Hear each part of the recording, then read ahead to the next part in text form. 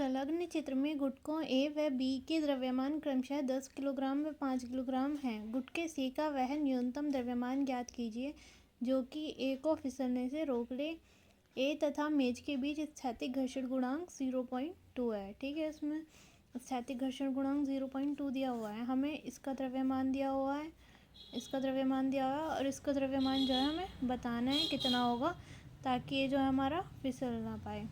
ठीक है, तो लिख लेंगे m1 इजिकल्स टू कितना है 10 किलोग्राम और m2 कितना दिया हुआ है 5 किलोग्राम और स्थैतिक घर्षण गुणांक जो दिया हुआ है वो कितना है 0.2। ठीक है, और बताना क्या है हमें, इसका द्रव्यमान बताना है सी गुटके का, ताकि ये नीचे ना गिरे, न्यूनतम द्रव्यमान जिससे ये नीचे ना गिरे। ठीक है, इस पे बल हमारा m2g नीचे की तरफ काम कर रहा है क्योंकि m2 इसका द्रव्यमान है और g गुरुत्वाकर्षण बल नीचे की तरफ, और ऊपर की तरफ कौन सा बल लग रहा है तनाव बल। ऐसे ही इस पे इधर की तरफ कौन सा बल लग रहा है तनाव बल, और fs जो गुटके को रोकने विपरीत दिशा में बल लग रहा है वो कितना है गतिज घर्षण स्थैतिक घर्षण बल fs। ठीक है, जो अपोजिट डायरेक्शन में लग रहा है।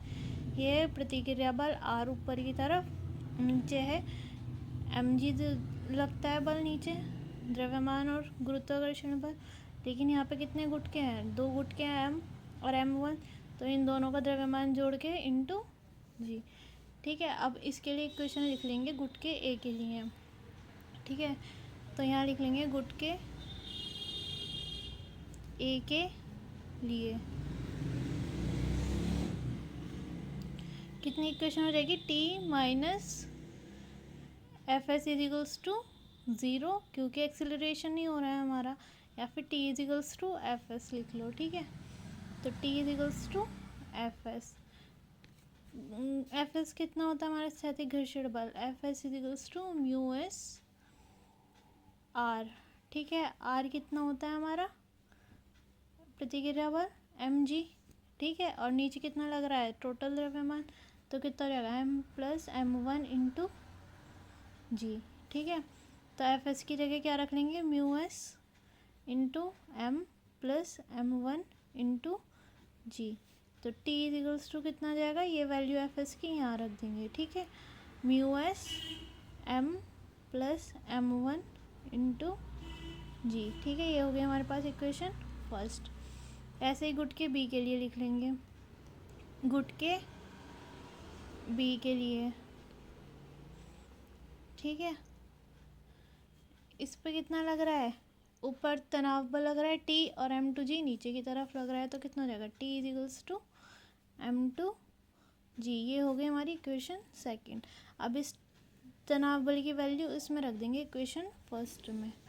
ठीक है, on putting equation second into first, या फिर from equation first and second equation की वैल्यू उठा के फर्स्ट इक्वेशन में रख देंगे। तो कितना बनेगा हमारे पास m2g is equals to mu s m plus m1 into ji.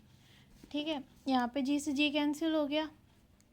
m2 की वैल्यू कितनी दी हुई है हमें 5 kilogram equals to mu S की स्थैतिक घर्षण गुणांक 0.2, और हमें सी गुटके का द्रव्यमान m बताना है, तो इसे ऐसे लिख लेंगे m प्लस m1 कितना दिया हुआ है, ए गुटके का द्रव्यमान 10।